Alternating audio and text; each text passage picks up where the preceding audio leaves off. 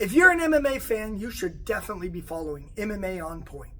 They are one of the biggest MMA channels on YouTube. They mostly cover MMA news and drama, deep dives into history and bios, and top 10 lists of various MMA moments. What really earned them a place in my heart, though, is when I was watching one of their videos and then suddenly on pops our gym in their B-roll. Ezekiel chokes from the bottom. Okay, well, considering full mount is probably the most dominant position you can obtain in MMA, there's nothing more deceptive than letting your opponent get that position to then choke him out. But this isn't just some weird flex. The video itself is one that I think you'll like. It's titled 10 Sneakily Deceptive Tricks Fighters Use in the Cage. There's everybody's favorite trick kick, the question mark kick. Number 8, the question mark kick.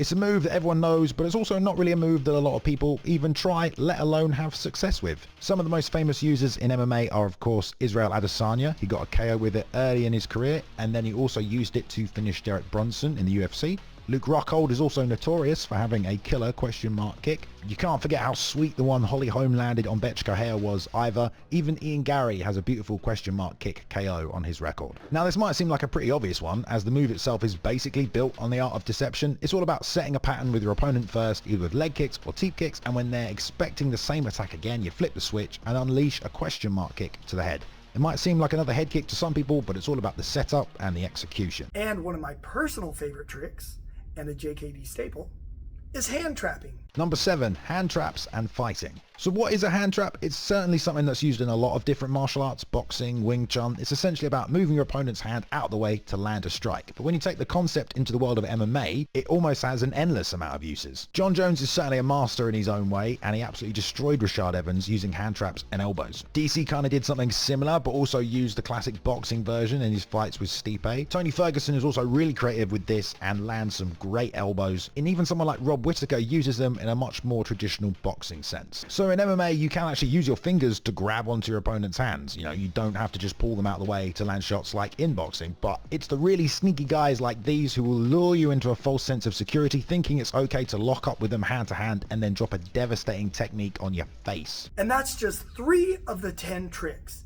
The other ones are great as well. So if you have a moment, I recommend watching the entire video.